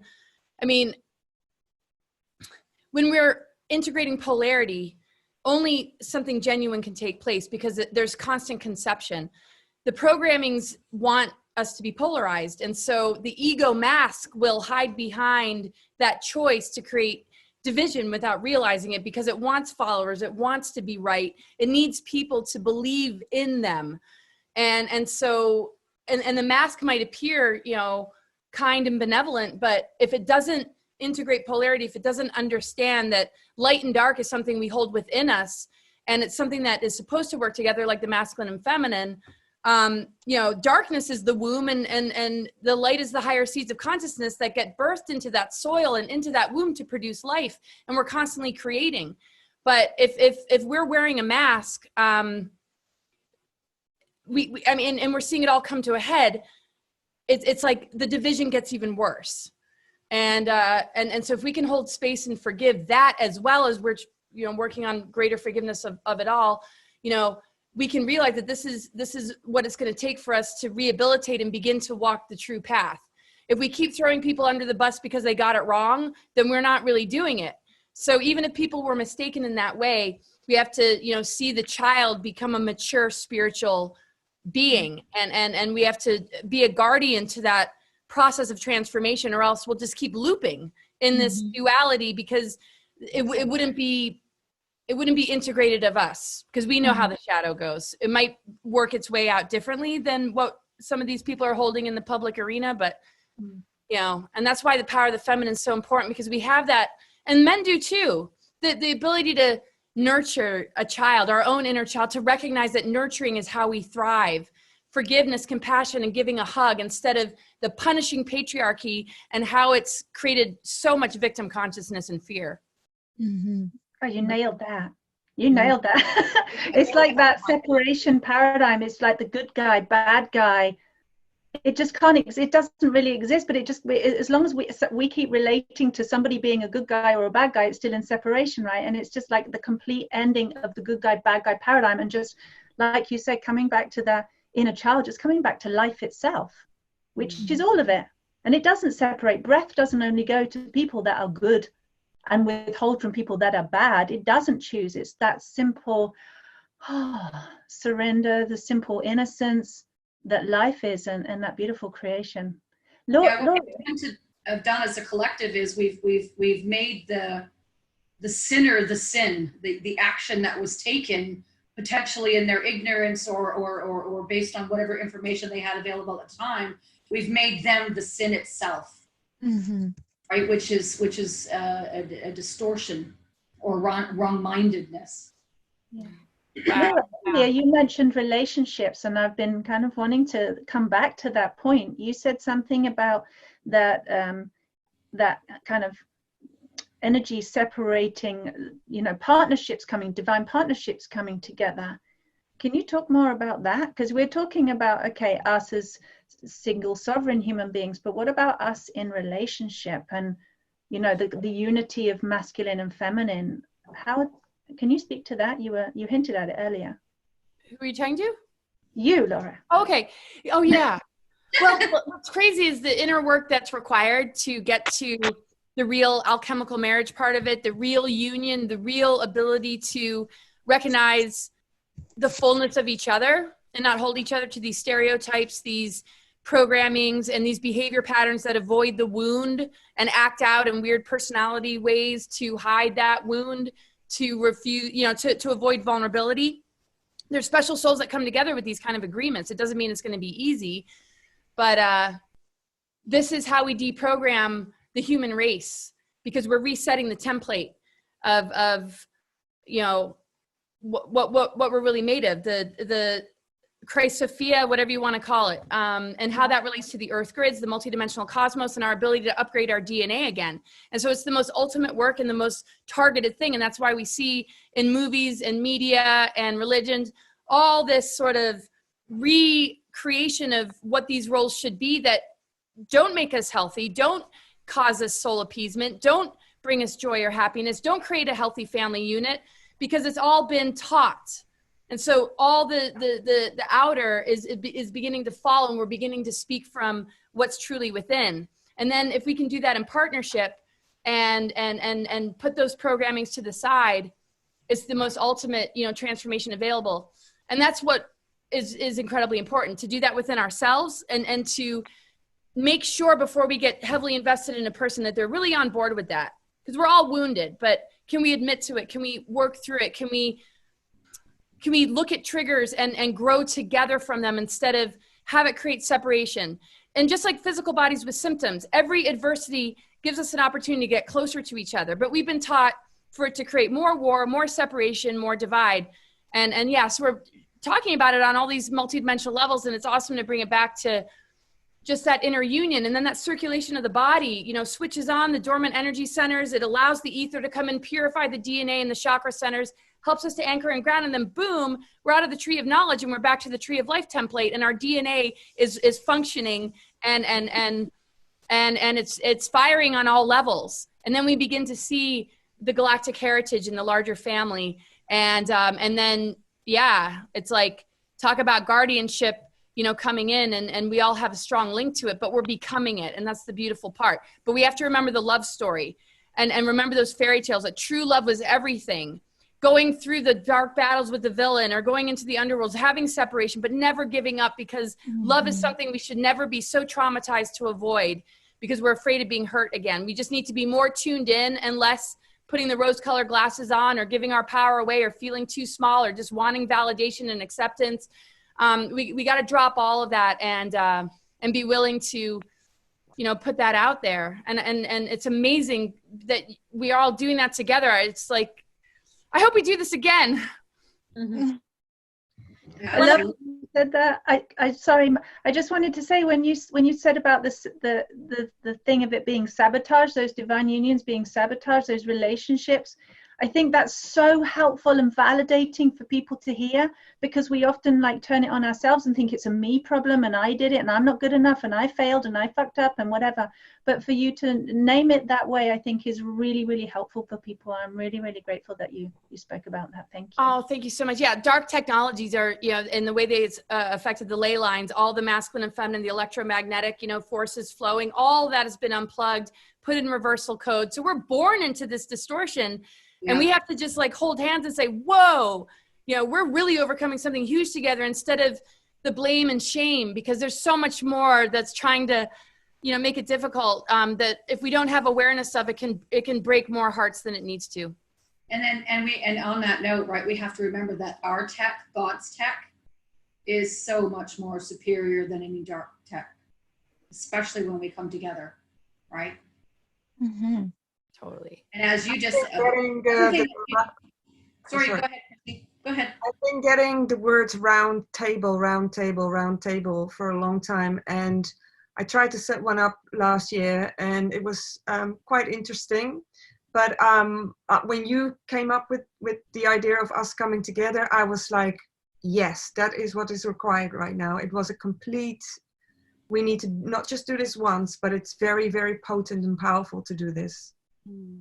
Well, the round table, when you look at the knights of the round table, sitting in the round table, putting their swords in, so you have sovereignty and unity with the circle of the round table. There's no leader, everyone is equal. And those swords that cross the table from the knights, looking at the Camelot stories, then that's the matrix. So that's the vertical pillar of light, which is the Excalibur, the sword, the vertical axis, which is the above and the below, the dark, the light, the positive darkness, the positive light, as you were saying earlier about darkness being positive, and the horizontal and the diagonal. And this is the sort of model that the 9 have shown me, is this matrix, a simplified way of being able to understand the direction of the toroidal field that is our energetic system in the body and in the planet and in the galaxy. So round table is actually a code, a fire letter known within the DNA. Round table, Excalibur, Merlin, the dragon, Camelot, all of those are codes. Every starseed, every awakened individual will be connected to that story, because that is global and planetary and galactic metaphor. It's a presentation of ancient language. So round table is multi-layered in its presentation. It's a fire letter, it's a code. It activates the DNA. That is what takes the DNA from the carbon-based structure into the beautiful crystalline silicon-based structure.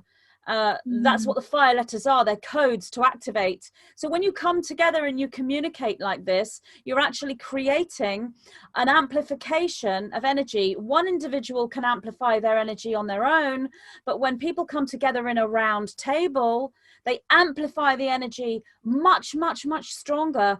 And that's what's happening across the planet. We're not all sitting on a literal round table on Zoom, but we are creating a huge round table right across the planet telepathically. It's a telepathic, psychic, spiritual union. And that's what's raising the vibration of this planet. And that is what is going to create the new Earth, change everything in the third dimension, bring all the technologies forward that will help us with healing, bring forward all the ancient medicines and the herbs, and take down the control structure and free everyone from this years and years and years of slavery and all of these crimes against humanity. The Roundtable is so meaningful on so many levels.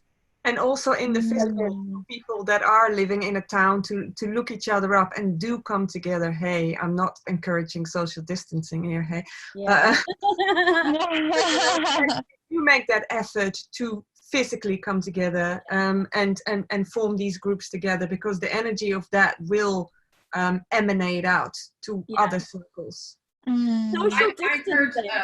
I heard, well, two things I want to share. So back to Nina, you were talking about the Pleiadians. I heard many, many years ago that one person connected to source is more powerful than 1 million people in fear. I wanted to share that, which is so true. And then the second one, like the image that they give me is on my peripheral on this side is a complete, like a demolition happening, like a building is collapsing with all of the dust. But over here, there's this incredible renaissance of like new poetry and literature and art and this incredible innovation and breakthroughs. And I love that image. It's almost like you almost deny this a little bit, but with compassion and respect. And that was a fun journey. That was fun to play that for a while. But over here, this is where I really want to put my creative focus and my heart-centered energy on. Because really, there's just me and you here, right? For all the people that are listening, there's only human beings here. So if it's just you and me, why do I keep making shitty products that end up toxic in a landfill and that rip you off with money if you're the only other person on the planet with me? Like, it's insane. Why would I make you something that doesn't last and rip you off? You know, like, and I think people are beginning to see that. It's a huge mind control thing. What's that, Chrissy? It's just been a huge long-term mind control thing that has been playing, and as these shells fall off, I think part of what is coming up, the grief that we're feeling, is the grief of how could I have not seen this? How could I've just how did I get caught up in that? Why didn't I see that? You know, there's also a little bit that I see for a lot of people. I've actually had people say that to me. I've actually had people say to me, oh my goodness, I've been so thick all these years. I've been so blind. And I'll reply, no, you haven't. It just hadn't come to you yet. But now it has. And it doesn't matter when it comes to you, when you find the truth. When you do find the truth, then it's your time to step forward. But I was going to say about your other comment, you mentioned a joke about social distancing. And I was going to say social distancing is creating the telepathy. The more they separate us, the stronger we reach out with that signal. Everything they do is backfiring. They are creating the very thing they're trying to prevent, which is the Great Awakening, the awareness of everyone on the planet, knowing what they're doing and their downfall. They're desperately trying to stop it. And by doing that, they're creating it. Yeah, the purpose of fear is to recreate more fear. So their biggest fear is the awakening, and they're actually making it happen. Yep. Thank you. God bless you. I know. I said that to those that were trying to drag me off planet. It's like, you have no idea, you know, and the ones whoever was trying to silence me, you're actually helping me. I knew that within myself, even if I felt like I couldn't do anything. I'm like, it's something's increasing, and then it's eventually going to bust through the gateway, right? So the momentum on the earth is building, because the gateways are going to be bust through, because this is the time period on earth where the natural stargates open anyway. Mm-hmm. But there's a congestion, which is, you know, we see the lungs issue again, regardless of where it came from. The physical symptoms is the congestion of not having the greater circulation with the ether. And so the dam's about to burst, but it's not that the dark controllers are going to like overtake. The dam's going to burst where the gateways open, and people will feel that grace and that healing. And those that aren't able to stay in physical form, it's okay. We can't fear death. We can't hold on to those loved ones. We have to realize when people transition and our loved ones transition, it's like, you know, it's taking a different position on the soccer field. Like, okay, now we're going to outfield, like way outfield, but we're still part of this communication, and we need to trust that what we can't see is filled with essence and vibration and connection. What we can see is often deceiving. So if we can, you know, see from the inside out and create from the inside out rather than the outside in, everything is so much more reassuring than we can imagine. The tears, in a lot of ways, is a happy reunion, even though there's pain mixed in because we've all missed something huge and we feel threatened. I mean, it's, to me, a lot of the tears that come up for me is happy reunion. Like, here we are, finally, we can all relate on this level. People are really ready for that. Yeah. It was called mass consensual ceremonial death when 10 years ago I had my vision. You know, the people dying, they were consenting to this on a soul level. Yeah, that's very true. It is definitely this very strong time of transition, and also I feel resurrection. And Absolutely. part of that divine feminine path is also stepping into that warrior role, which is choosing your battles very wisely, and also understanding that when you are connected to that divine light, you are superhuman. And every attack that I have received my entire life, and I have been attacked from the time I was a little baby, I was one of those that was targeted, only made me stronger. And I reached a point in the past 2 years when I really realized that, wow, every time you try to kill me, you actually bring me back stronger. And in this resurrection, you get to a point where you become fearless, and you really become fearless because you realize that there has been something that is, for me, that is source, that is God, I am present, that has had their hand on my life the entire time and still does for the mission that I'm on. And I'm speaking this to everyone. It's not just myself. I see this in so many of us. It's just when your eyes open and you see it, you realize, wow, that is the power of love. And that is what I can have faith in. And no matter what happens, that is what I'm going to trust. So I really see us in this incredible global resurrection where we are constantly, daily, moment to moment being resurrected. And I also just wanted to speak to this part about, Paula, you were talking about this renaissance of artists.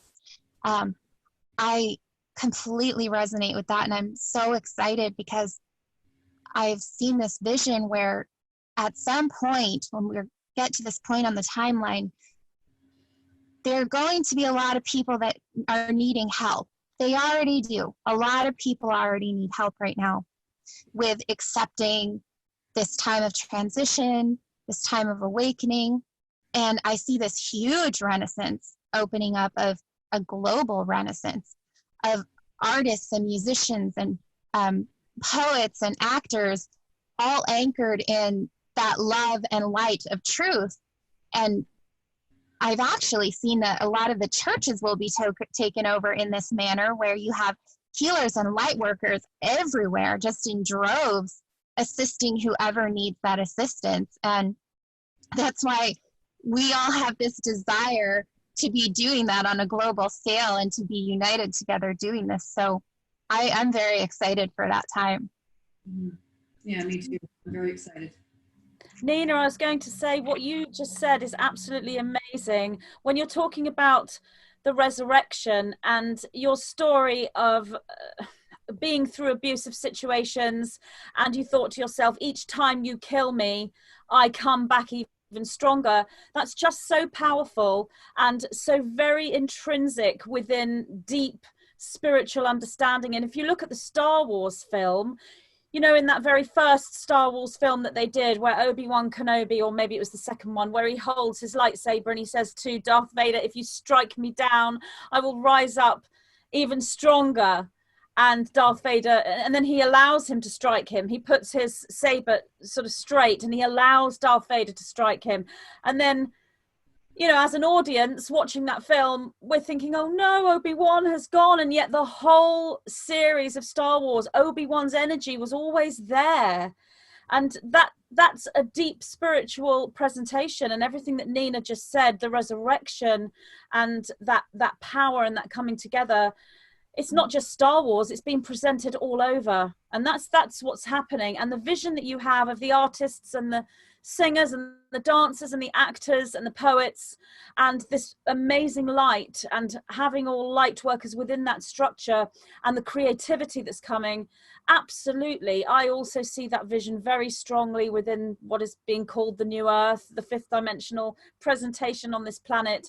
Oh my goodness. I mean, when you look forward, the beauty and the harmony and the intelligence and the wisdom, simply because we'll be free.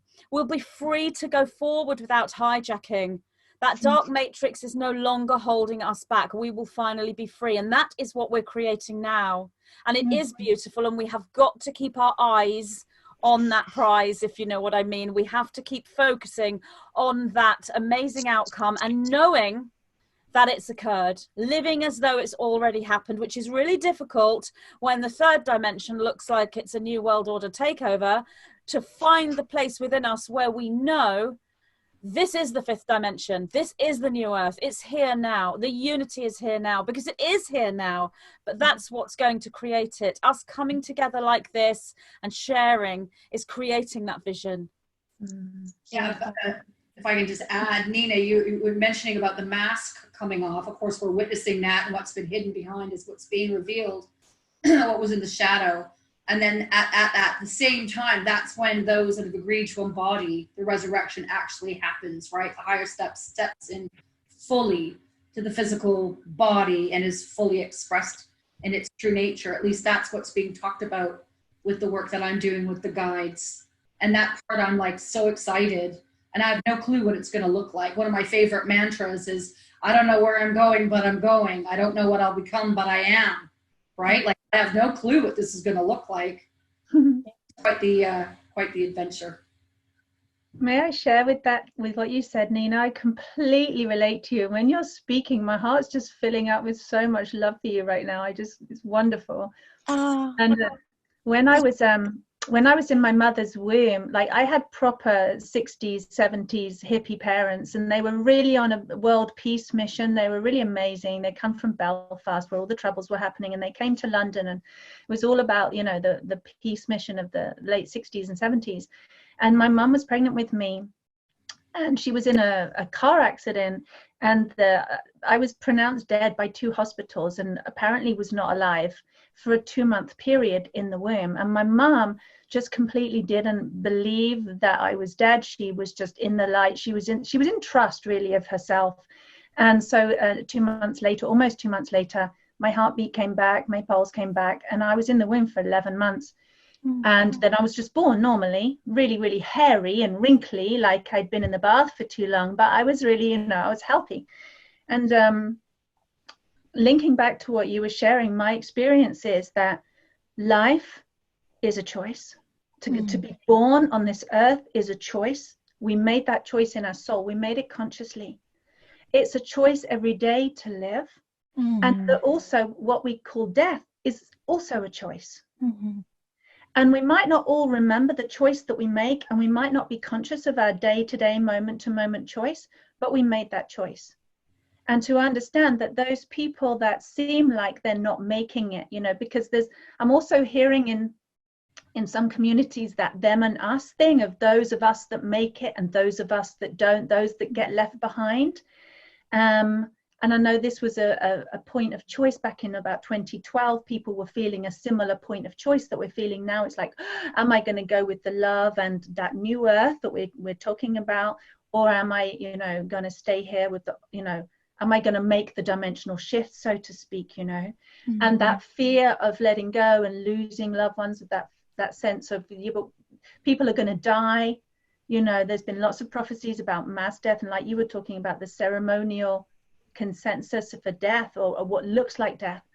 But I feel like, from my understanding, it's a done game. It's already played out. It's already done. We already chose in our soul. And yes, we can still upgrade our choices. There's always an opportunity to come back in and upgrade our choices and transform our choices in every single moment. But that nobody goes or gets left behind. That isn't a thing anyway. Because we're all in the same, we're all in the same ecosystem of the universe. We're all, birth, life, and death constantly. But it is a choice And even if we can just remember that, you know, to choose to breathe right now, choose to stay in our body, choose, am I going to be in fear or am I going to be in love? Do I want to live? Do I want to perish underneath all this, you know, evil and, you know, coming back to the EMFs and the whatever's dark stories are being rolled out that are potentially terrifying, and we might be afraid of dying because of that, or the slavery that goes with that. Ultimately, it's like, what am I choosing? Mm-hmm.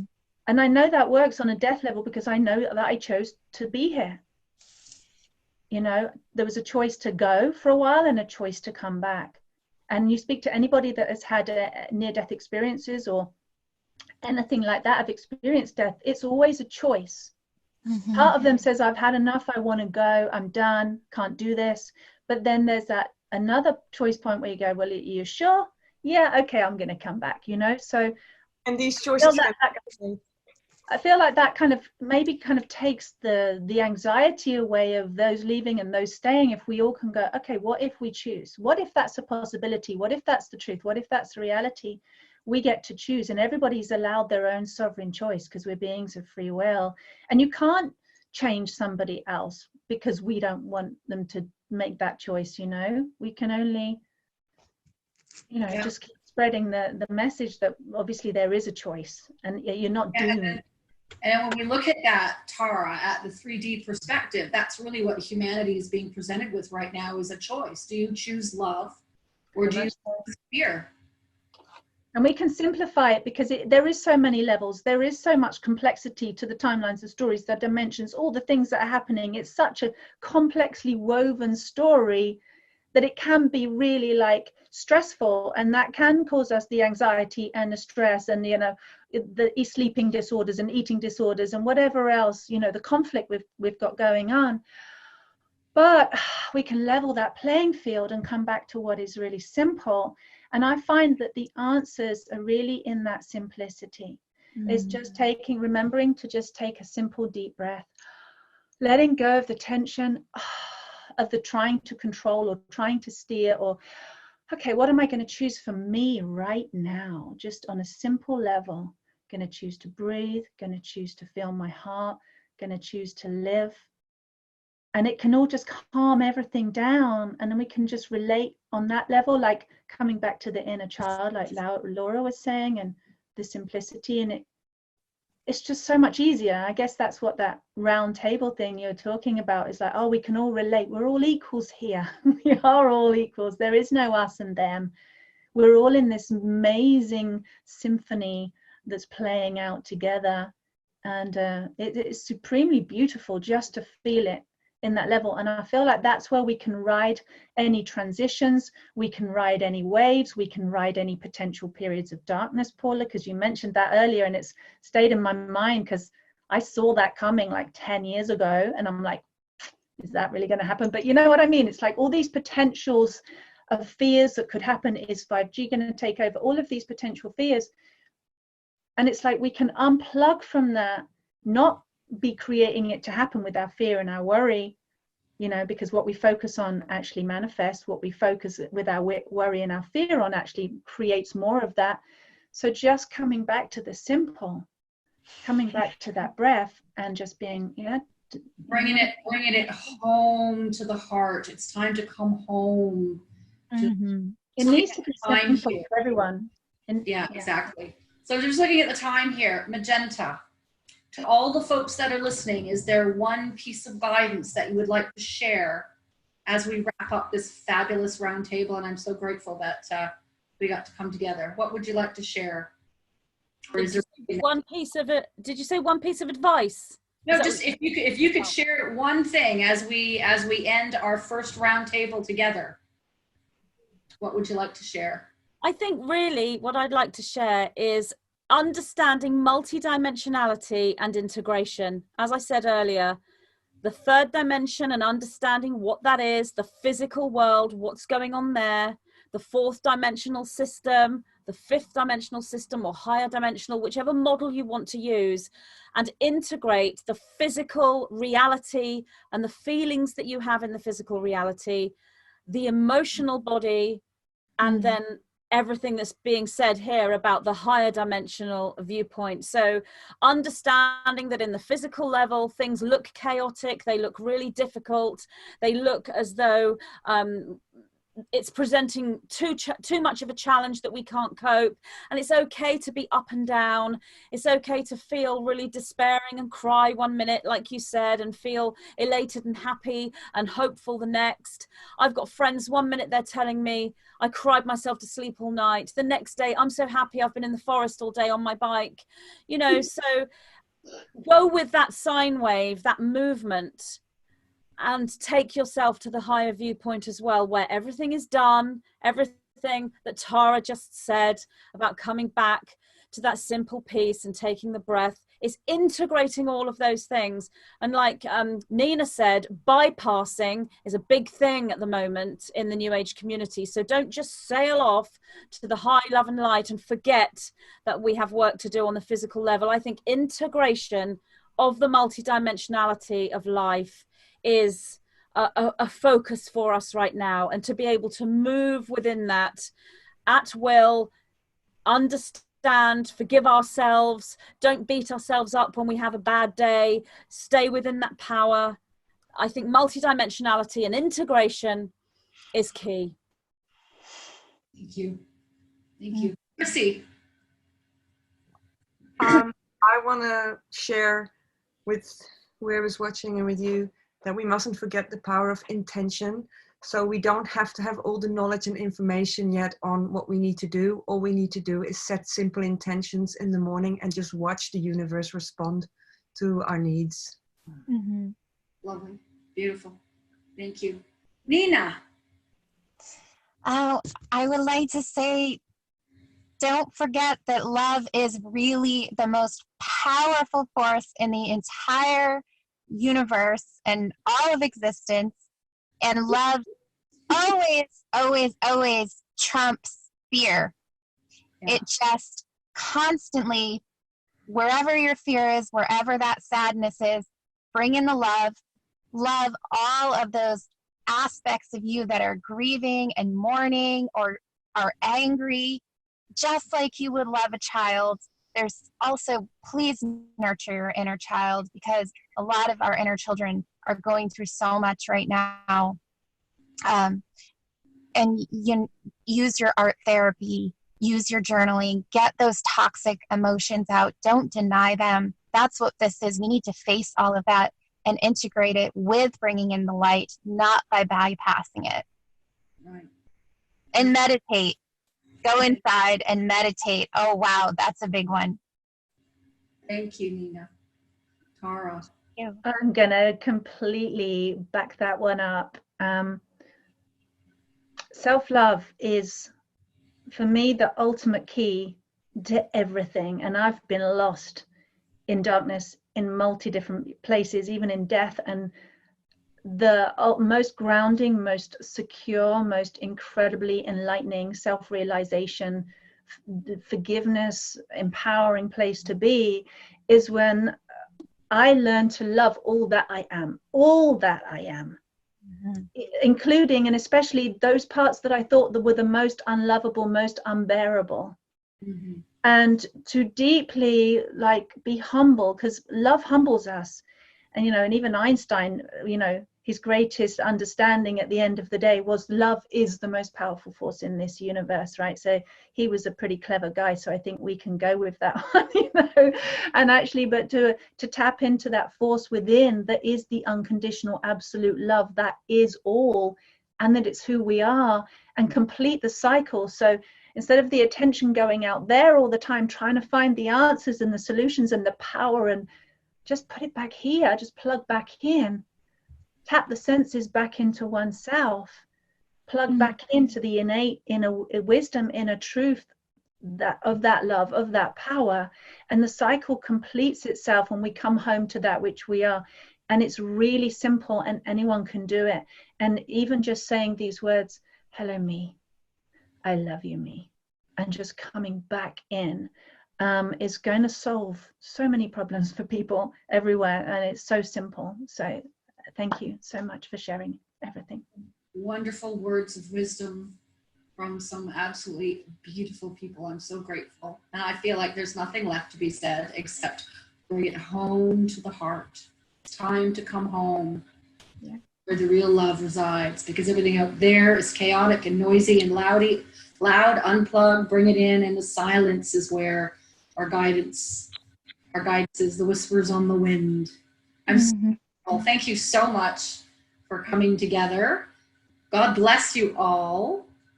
Magenta, Tara, Nina, Chrissy, and Laura, thank you so much. God bless you.